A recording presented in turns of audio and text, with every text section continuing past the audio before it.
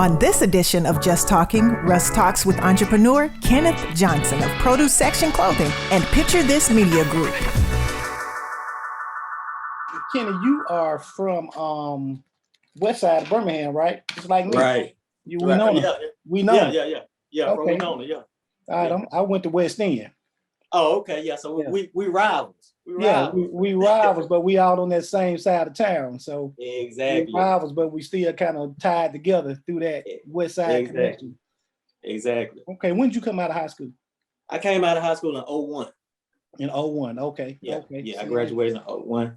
Okay. Played 3 sports in high school, played football, basketball, baseball, salutatorian on my high school class, and got a full scholarship to Tuskegee, man.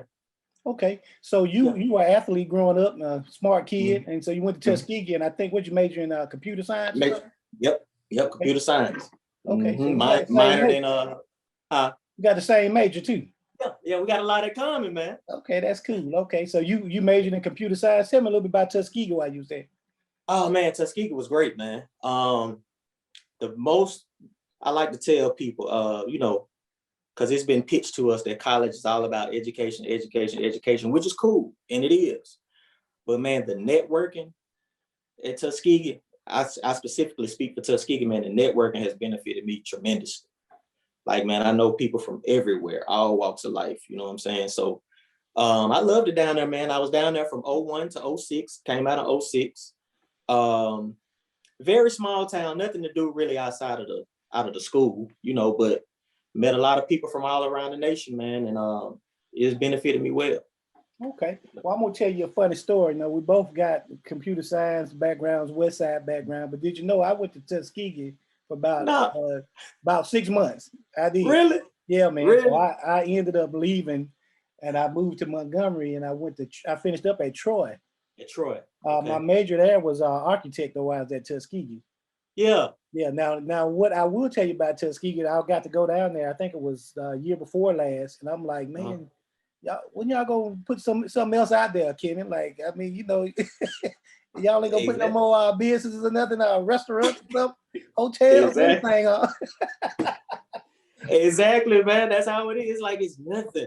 It's just gonna stay like that. I'll just come out there and have a good time on the yard, and I guess, man. But yeah, they definitely need to expand. You know what I'm saying? They got the income. I don't know what it is, man. I don't know. Well, it's definitely one of our most prestigious schools in our HBCU community. You got your pilots and your engineers, computer scientists that come out there. So that's a pretty big deal, man. I've got some good friends that went to school at vet school. So right. Vet school, one of the best. Yeah, so there's a lot of powerful alumni that come out of there, which is pretty cool and pretty interesting. Right. So you when you got out of school, what'd you do when you finished?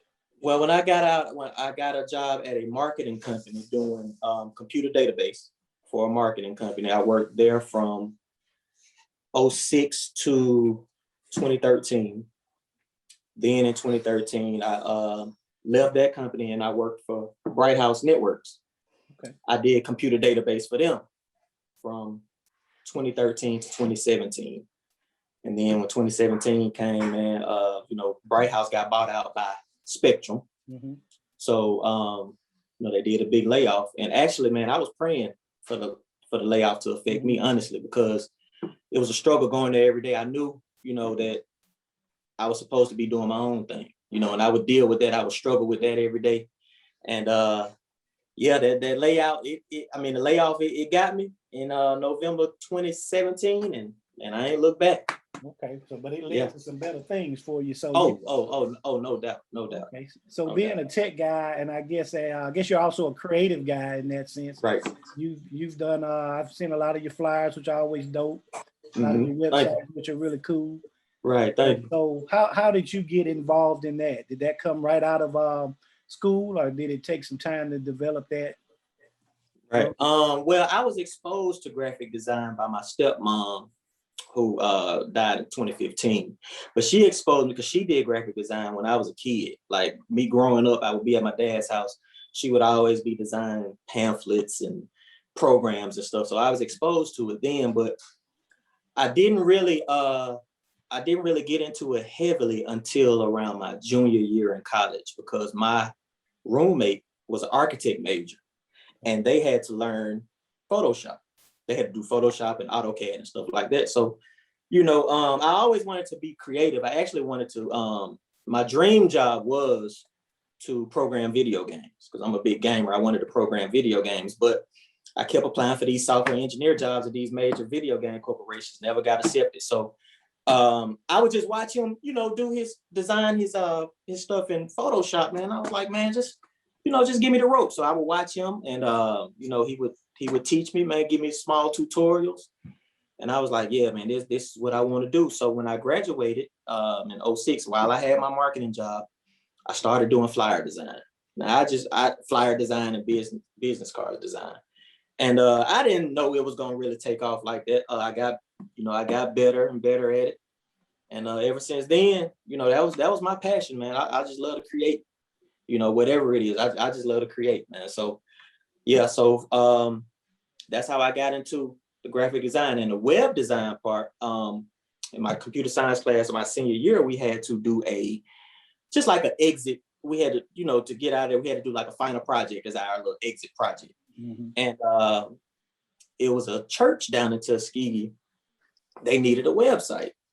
So I was like, man, you know, I want to, you know, I went down and talked to the pastor and everything. I was like, man, let me take a shot at designing your website. I do it for free. I talked to him. He's actually here in Birmingham now. It's Reverend Cantaloupe. I think he's at 6th Avenue Baptist Church now. Okay. But he was in Tuskegee. And yeah, so me and a group, it was a group project. We designed his website, and man, and it was a great project we worked on. And ever since then, man, I've been doing it ever since. Okay, gotcha. Yeah. So what's cool about that is, you know, you went to school and you worked for a marketing company, mm-hmm. and I guess I kind of can identify with that, because I've always felt that when you are marketing, especially in the urban community, that it's a little bit different than what you see in corporate America. And I've been kind of preaching that for a long time, and it's just we just do things a little different. Yes. You know, so I think that there's like a big, you know, a big grassroots element. You know, now that we're on social media, I think there's a big element to that. How have you been able to kind of take those two worlds and kind of combine them with what you do with both of your products and your brands? Well, yeah. Now that you say that, yeah, it's a huge difference between the corporate marketing and urban marketing. And luckily, I was in that corporate world, so I got a glimpse of how that works. You know, I was on the inside of it, so I knew all the ins and outs. And of course, we're urban, so you know, it's like I had the best of both worlds. So I already knew how to maneuver between the two. You know, and social media, man, it just brought it all together. It just made it so much easier to, you know, to be seen and to reach out to these different avenues. It just made it so much easier. That social media vehicle just made it so much easier to, you know, reach both. But yeah, you said something there, man. It is a huge, you know, it's a huge difference between corporate marketing and urban marketing, man. But luckily I had the best of both worlds, and I was able to work both of them. Yeah, kind of bridge that gap a little bit, right? You know, and especially help some of your clients that probably didn't know the traditional practices. I will exactly kind of bring that to the table, and then give them a little flavor on top of that, huh? Right. Yeah, right. Yeah, the urban marketing, we love the flavor, man. We love it. We love it. But it's in us. It's part of us. We like how things look, you know. So we're, you know, we love that flavor though. Whereas corporate is more streamlined, you know. Yeah, right. More strategic, and I guess, and all that. Right. Okay. Right. So tell us a little bit about, man, you got into the apparel business, man, and your stuff's always fresh, as I see on your head. So thank you, man. What brought that idea on, and how did you get involved in that? Man, honestly, it started, I don't want to say by mistake, but I didn't plan on doing a clothing line at all. And actually, I was working on a project, a merch. I was designing some merch for one of my graphic clients. He was designing some t-shirts that he wanted to sell in a store in Atlanta, Athlete's Foot. So he gave me the specs and everything. And, you know, he just wanted basic slogans on t-shirts or whatever.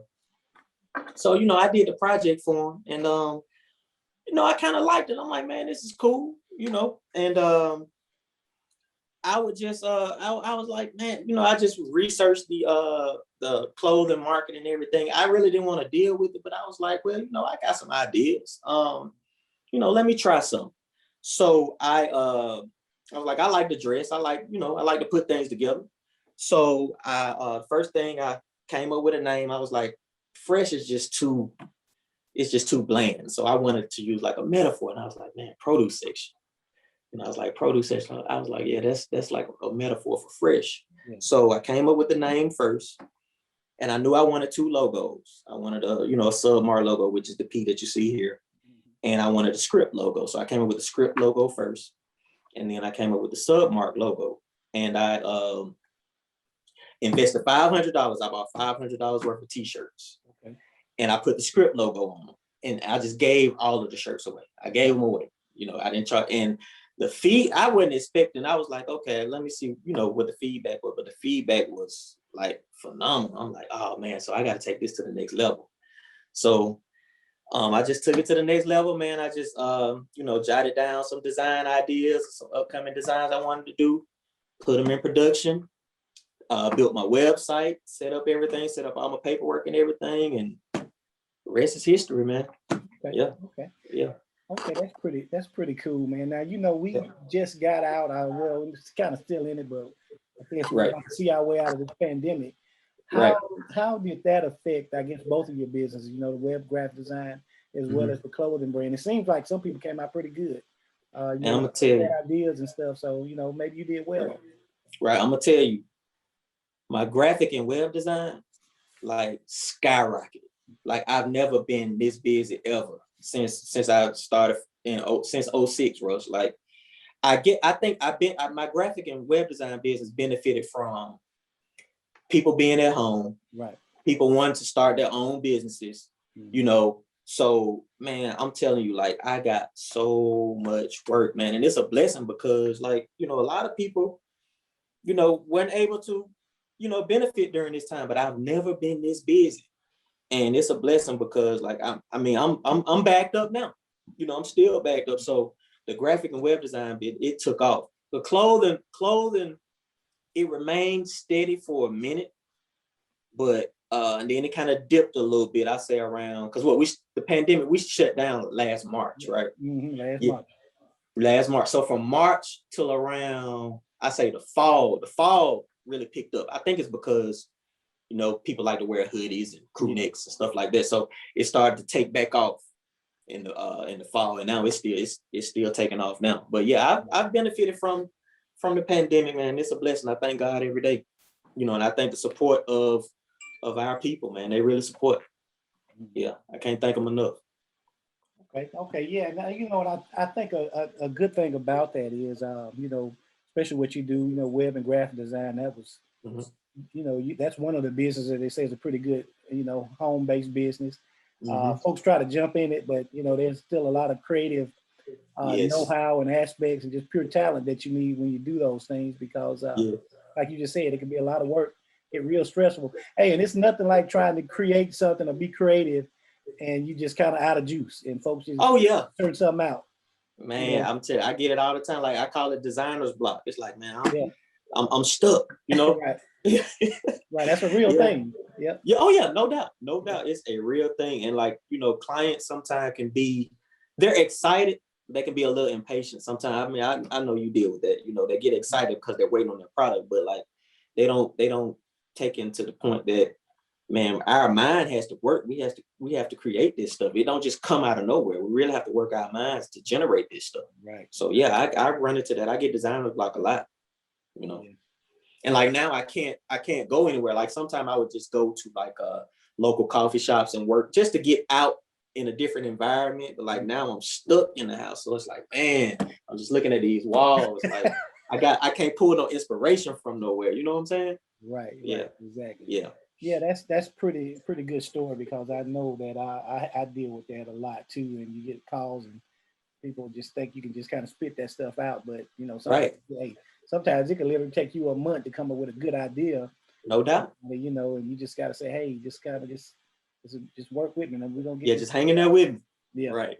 Yeah. Right. So now, Kenny, tell me this. Now I know the Skeegee story, but one story I think I never really connected with, I understood was, now you're a New York Giants fan, right? Yeah. And you come from childhood, or did you get to go to New York, or what's that all about? Childhood. See, I was born in New York.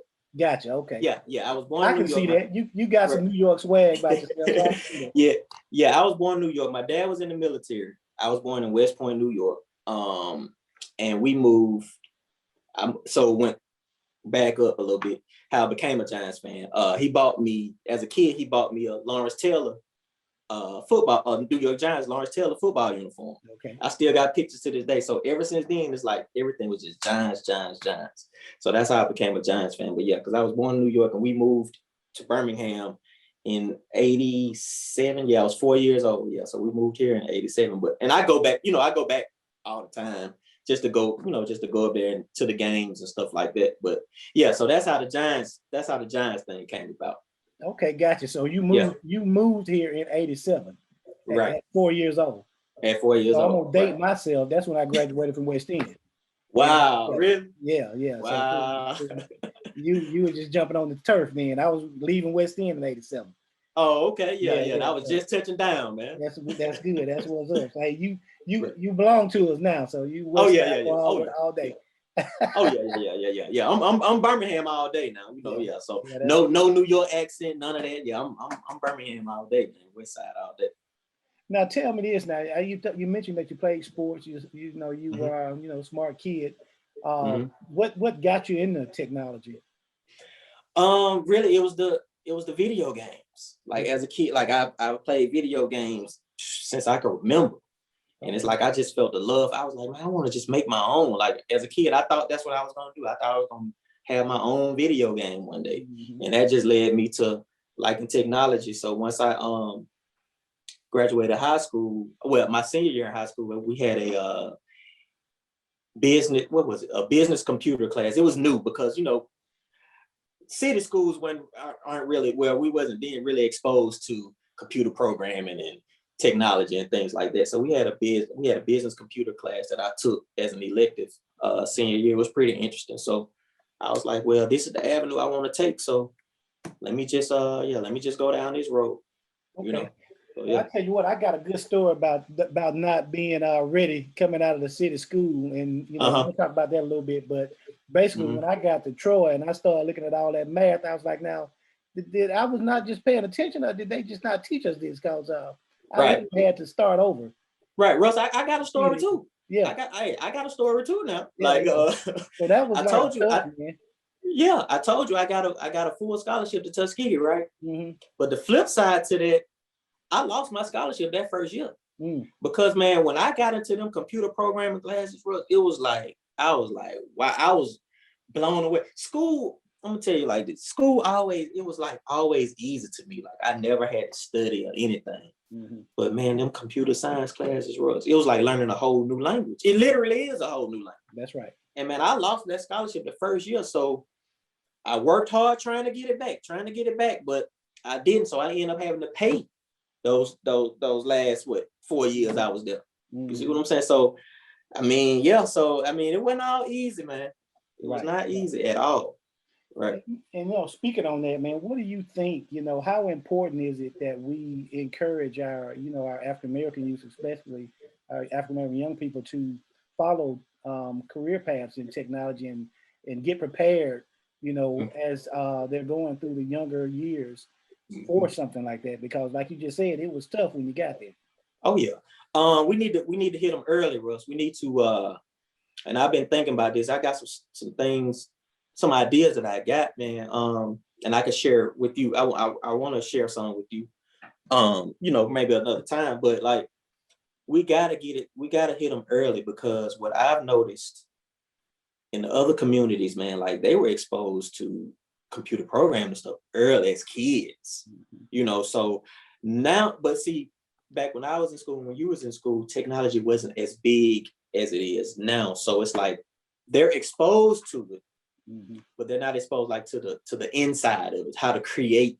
And we need to fill that void. We need to expose these kids to you know, how to build apps, how to develop things, because man, it's a whole future out here for them, but they don't really have the access to it. And we need to create it and make it fun for them. You know, don't make it seem like it's, you know, all technical. Let's make it fun. Let's present it to them in a fun way. That's how we got to reel them in. Okay, gotcha. And I guess it's extremely important when you talk about, you know, communities like where we grew up. You know, you don't. Right. Oh no. I don't think I had. My dad bought me a computer. My dad was an engineer. Mm-hmm. He bought my first computer, but I don't think I had one at school. No, we didn't. Yeah, we did. We had one at home. Right. But it was not one at school. So, you know, you think about how far that sets you back. When you get to college and you're like, all these kids are coming out of school systems and they've been working on them. They've been doing this stuff. Yeah, man, because there was people down there running through the computer science. But I'm like, man, how y'all, you know, I was like, I really had to take a step back. It kind of affected me mentally. I'm like, man, like, am I not smart? But then I was just like, you know, I just came to the realization I just wasn't exposed to it. That's right. So let me really, really focus and hone in and really study this stuff, you know. So yeah. That's right. Yeah, when I was there at Troy, man, I had a instructor. We had an ops research class, and nobody could pass his test, and he was proud of that, you know. But he curved the grade, so if he made a 30, it'd be an 8. Right. You like in there like mind blown, like what in the world is going on? Right. Why do I need this? Right. You know, that was just a part of being in that program and showing that you want to be there and participate and learn those things. Instructors are willing to help you, you know. So I think once we get our young folks to understand that also, you just got to be showing a willingness that you want to get it done and want to do it. Right. Exactly. Really strong stuff. Exactly. Yeah. Exactly. So tell me, Kenneth, what's coming up next with the clothing line? Now you normally do like a big show each year, don't you? You didn't get it last year, did you? Nah, Corona. Yeah, man, Corona, and we're really affected. You know, we got a new babe. I got a new son. Yeah, I saw. He's 1 now, so I'm just really trying to just play it safe. I don't want to expose him to the virus, you know. But yes, we do a big show every year. We did it 7 straight years before Corona hit. So I was thinking I thought Corona would have, you know, I thought it probably would have been gone away by now. Because I was thinking a few months ago, I was like, man, I want to do it classic weekend, which is going to be what, April, I think. Yes, April. Well, I think mid-April, somewhere around there. Right, but you know, it's like it's still lingering, so it's looking like I probably won't do it again this year. I'm not sure, but yeah, we do a big celebration every year, and it's a great turnout. It gets bigger every year. But what's coming up next? I have we're about to drop some spring items for men and women and kids.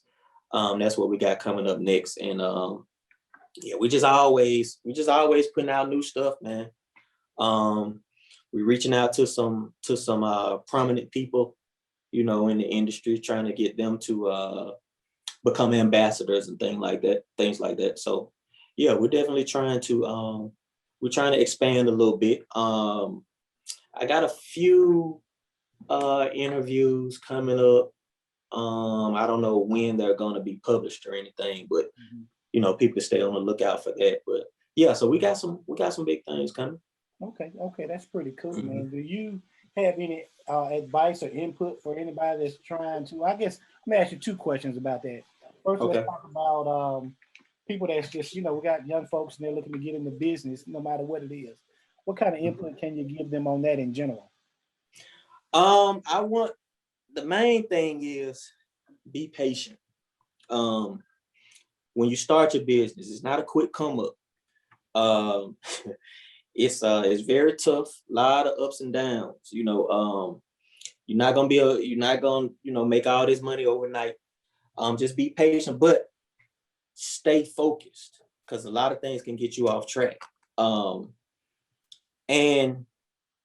even when support feels like it's not there, just keep going. Let it just motivate you. I know a lot of people I design things for, and say like I designed them a logo. 6 months later, they're like, man, I'm not doing it anymore. Right. Man, you didn't even give yourself a chance. You know what I'm saying? So just hang in there, and remember, to all the local in Birmingham, you can make it in Birmingham. You can make it anywhere. So I would just say, look, just stay focused. It's a grind. You're gonna work hard. I've worked harder now since I've been a complete 100% entrepreneur since 2017. I've worked harder now than I've ever worked at any job. Mm-hmm. So endless hours, just hang in there, just stay focused and just grind and just be patient, and success will come. Mm-hmm. And that's funny that you say that, man, because, I can recall, talking to folks about being patient, and that's always a challenge. But another thing is I've had people come to me, it's probably, can't tell you how many times over the years I've been doing this, 21 years for me. Mm-hmm. And they're like, well, we need a Black business director. And I try to get them to say how hard that is, because the problem is not getting the business in there. It's going back to verify that they're still in business. Right. And like you just said, after 6 months, some people just give up and they give up now. And so you constantly find yourself in a position where you're going to have to purge some data to keep it updated. So I tell folks all the time, that's going to be your biggest problem, and then how do you vet those businesses? How do you make sure that, they're going to be around? So, so that becomes a struggle, but I think that's some real good advice that you gave in relation to that. Now jump on the apparel business. Now I've seen people kind of, I guess over my years, we've had early years, I guess going back, I can remember the FUBU brand and some of the other brands that came up. And then, locally, your brand and some other guys that I know, it's almost like it kind of circles around. And so now we're seeing a lot of that again. We're seeing a lot of, those ideas, and they're trying to put their clothing line out there, whatever the case may be. What kind of advice are you having for that sort of thing? Starting a clothing line in general? Starting a clothing line and just kind of getting it out there, and, the pitfalls, up and downs, what they need to be prepared for. Yeah, I'm gonna tell you, it's a tough business. But I will say, like always, don't cheat your customer. Keep good quality product. Great price points. Don't cheat your customer. And I'm gonna say this too. Clothing lines, I've done work for a lot of different industries, but it's like clothing lines have that indirect competition. It's like it's always it's always a competition with another brand. Like it's enough out here for everybody, man. It's so many brands. You go to a store, it's so many brands in that one store. Like don't fall into, oh man, this brand they drop some hoodies, man. Let me go drop a hood. Like stick to your recipe and what makes your brand your brand. Don't try to. It's enough for everybody. Don't try that indirect competition, man. A lot of people fall for that, and it's like it keeps you unbalanced and unfocused in what you're creating. You see what I'm saying?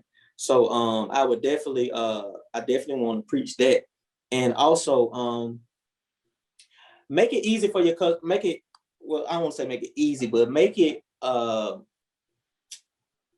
I would say, just make it easy for your customer to get your product.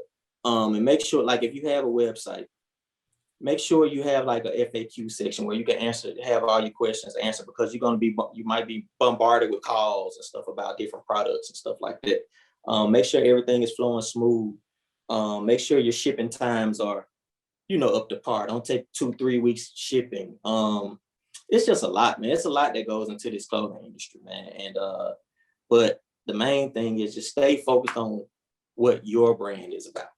Don't try to do what other brands are doing. Just tell your story, and tell your story through a brand too. That's what actually makes it better. If you just tell your story through a brand. Okay, that's pretty good. Tell your story. And I guess, hey, people wear clothes every day, so every day room there for you, huh? You got to wear something, huh? Right. Yeah, that's pretty good input, man. So Kenny, in closing, man, let everybody know how they can find you on both of your companies, man. So we can keep up with you. Oh yeah, you can find the clothing line at producesectionclothing.com. You can follow us on Instagram at Produce Section Clothing. Facebook is Produce Section Clothing. In my graphic and web design business, follow us on Instagram at Picture This Media Group. And you can check us out at picturethismediagroup.com.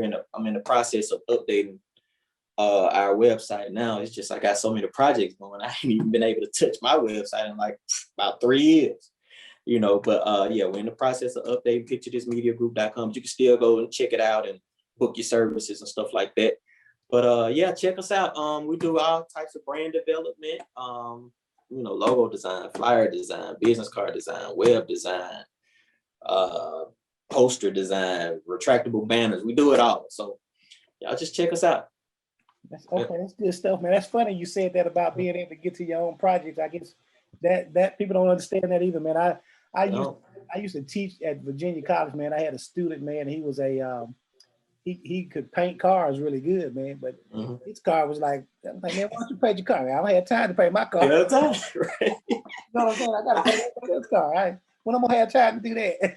Right, man. I understand. With that, Yeah. Your own projects seem to kind of fall behind. Right. Oh, and I do want to let it be known. I'm working on a children's book also. Oh, cool. Yeah, I'm getting that in the works. I just want to. One of my passions, Russ, is just teaching kids to focus on their passion at an early age. Because I think if they find something that they like, then they should really focus on that.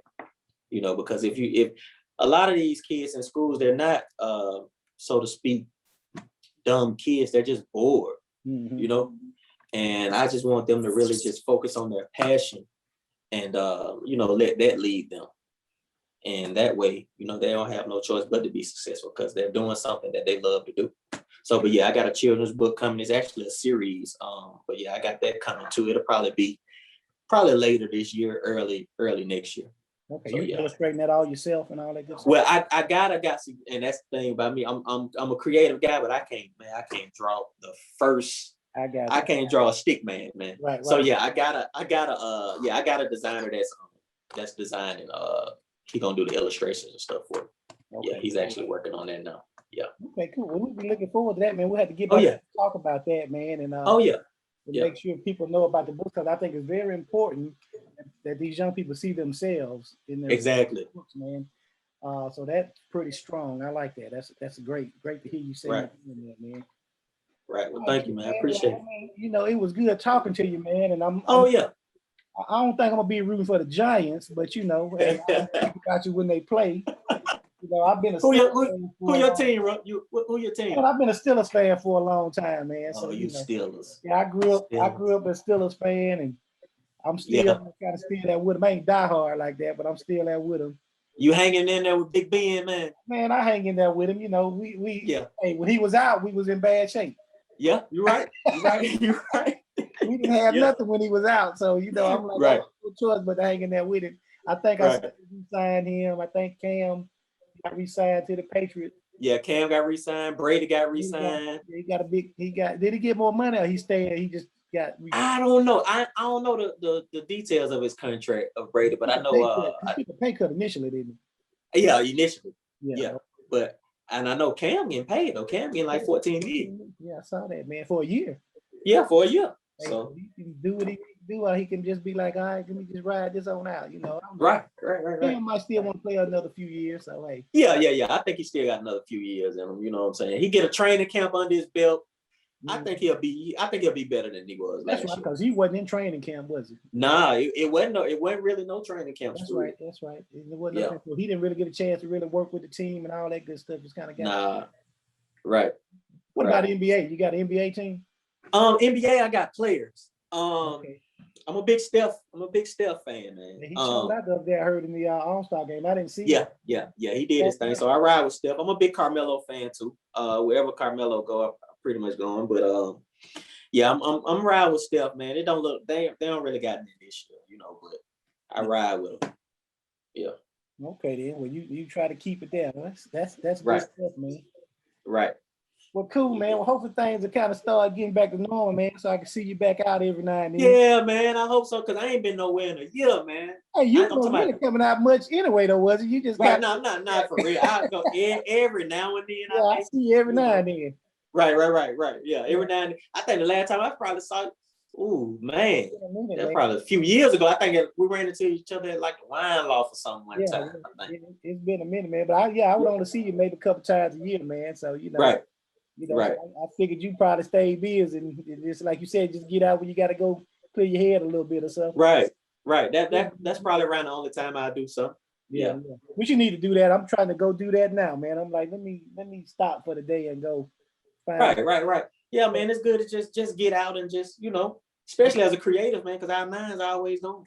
And that's another story too, man, about creators, man. And maybe we'll talk about that sometime. But that people don't understand. That takes a lot out of you. And then you got certain creators too.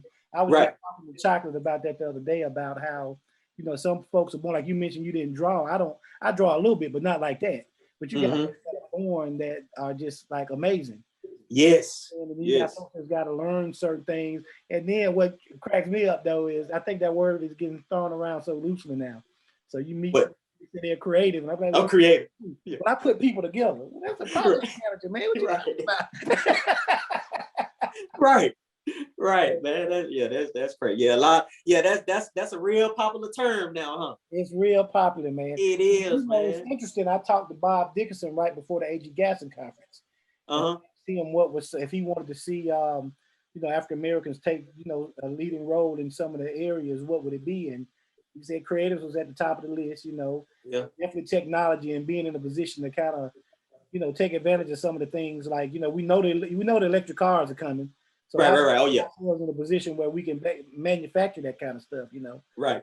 And that's a big deal. And how do you get a company that can do that? So yeah, we still got a long way to go, man. But I think I think we headed in the right direction. I think so too. I think the world is kind of seeing, hey, it's time to open up some opportunities and get folks out. Right, because we very special and gifted people, man. That's right.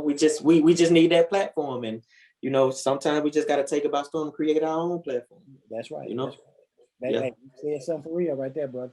Yeah, all man. Right, Ken. Yeah. All right, bro. All right, man. Good talking to you, man. I'll see you. Hey, good talking to you, man. Tell everybody I said hello, man. Okay, I will.